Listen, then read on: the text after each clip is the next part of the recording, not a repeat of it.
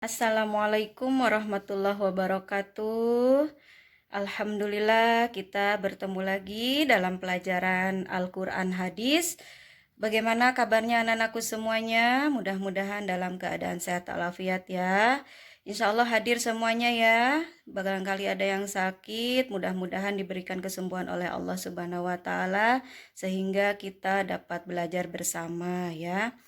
Anak-anakku semuanya, kemarin Al-Quran Hadis sudah pertemuan pertama tentang mad lazim. Mad lazim yang kita bahas di pertemuan pertama itu adalah mad lazim musakol kilmi dan mad lazim mukhaffaf kilmi. Nah, pada pertemuan yang kedua ini kita tetap masih membahas mad lazim, tetapi sudah beralih ke yang harfi, yaitu mad lazim musaqqal harfi dan mad lazim mukhaffaf harfi.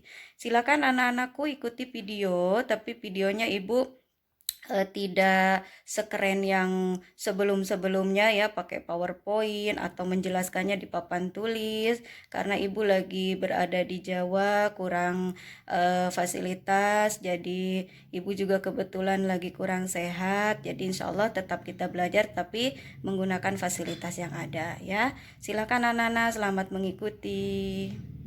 Baik anak-anakku semuanya, sekarang kita membahas tentang mad lazim mukhaffaf harfi dan mad lazim musaqqal harfi.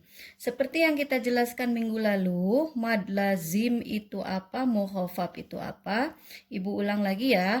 Mad adalah panjang, lazim itu sudah seharusnya, berarti sudah wajib gitu ya, wajib. Kemudian mukhaffaf ringan, kalau musakol berat. Mukhaffaf diringankan, musakol diberatkan. Nah, kalau minggu lalu adalah kilmi, sekarang harfi. Kilmi itu kalimat, harfi itu adalah huruf. Jadi kalau mad lazim mukhaffaf harfi artinya mad yang harus dipanjangkan kemudian diringankan dalam bentuk huruf. Ya, kalau ini mad yang harus dipanjangkan, yang wajib dipanjangkan, kemudian diberatkan. Setelah dipanjangkan itu diberatkan, karena musakol itu tadi artinya berat, itu kemudian dalam bentuk huruf. Kalau kemarin dalam bentuk kalimat. Nah, contohnya seperti ini ya, mad lazim mukhaffaf harfi dulu.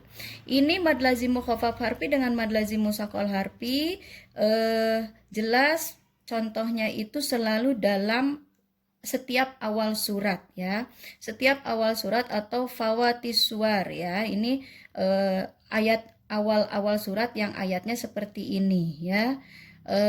Contoh untuk mad lazim mukhaffaf harfi.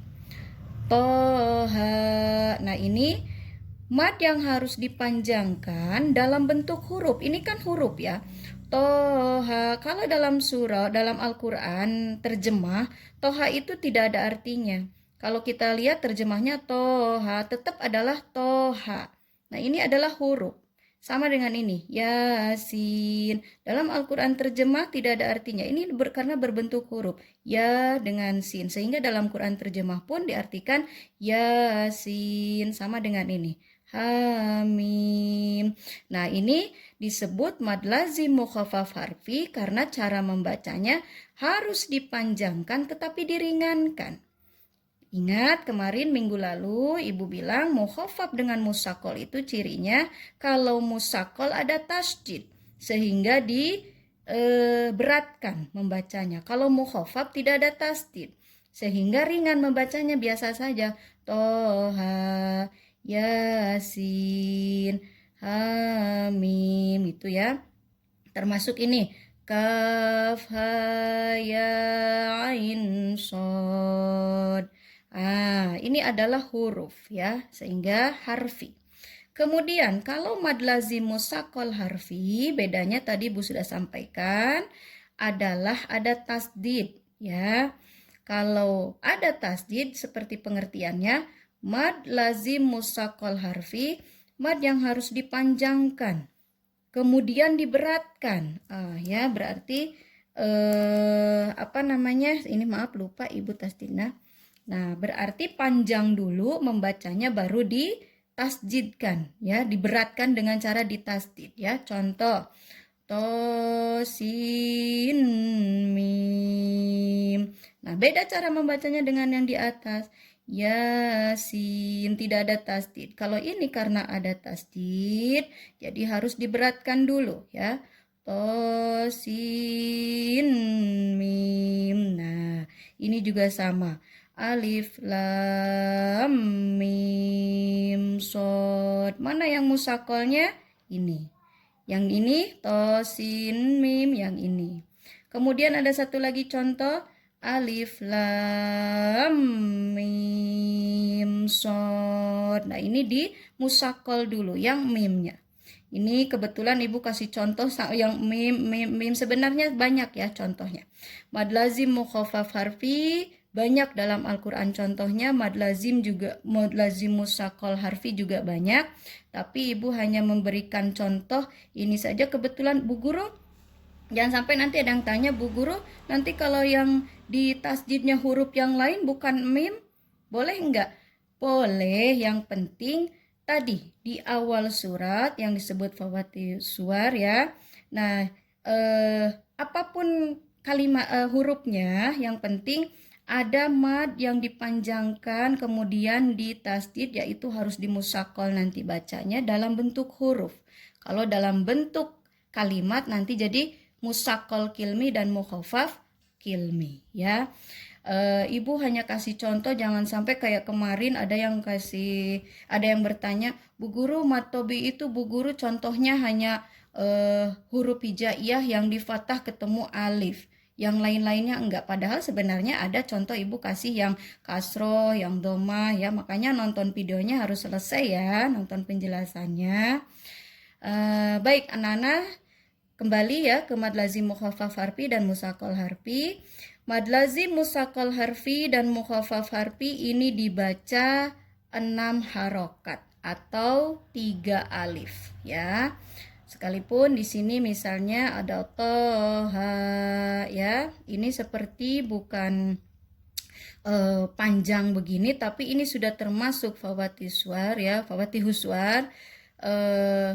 Di awal surat tetap dibaca 6 harokat atau 3 alif. Toha, dihitung saja ya caranya bagaimana 6 harokat. Ibu sudah kasih contoh, pakai jari juga bisa. Toha, nah bisa ya.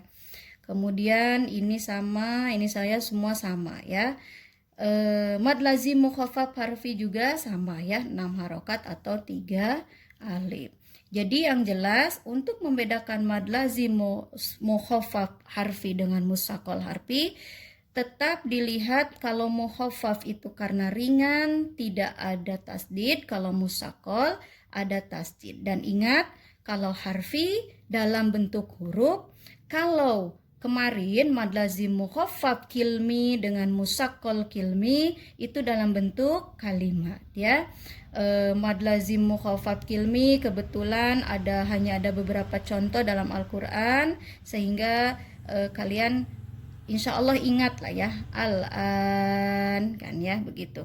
Kemudian kalau musakol kilmi yang minggu lalu banyak sekali dalam Al-Quran, yang sering kita baca dalam Al-Fatihah ada waladhdallin, itu contohnya berbentuk kalimat. Waladhdallin, wa dan la, bukan dolin, jalan yang sesat, orang-orang jalan yang sesat kan begitu. Baik anak-anakku semuanya, itulah tentang mad lazim mukhaffaf harfi dan mad lazim musakol harfi. Mudah-mudahan anak-anakku semuanya bisa paham. Insya Allah bisa ya, sebenarnya gampang mad lazim ini. Ada 4 pembagian yang Ibu jelaskan minggu lalu dan minggu ini. Insya Allah paham, karena kalau dipelajari betul-betul mudah sebenarnya. Kita aplikasikan dalam Al-Quran dengan mencoba berlatih mencari mad lazim mukhaffaf harfi dan musakol harfi ya. Nanti Ibu kasih tugasnya melalui menu tugas di Classroom. Baik, demikian penjelasan dari Ibu untuk pertemuan pada kali ini. Ibu tutup dengan bacaan hamdalah. Alhamdulillahirabbil alamin. Assalamualaikum warahmatullahi wabarakatuh.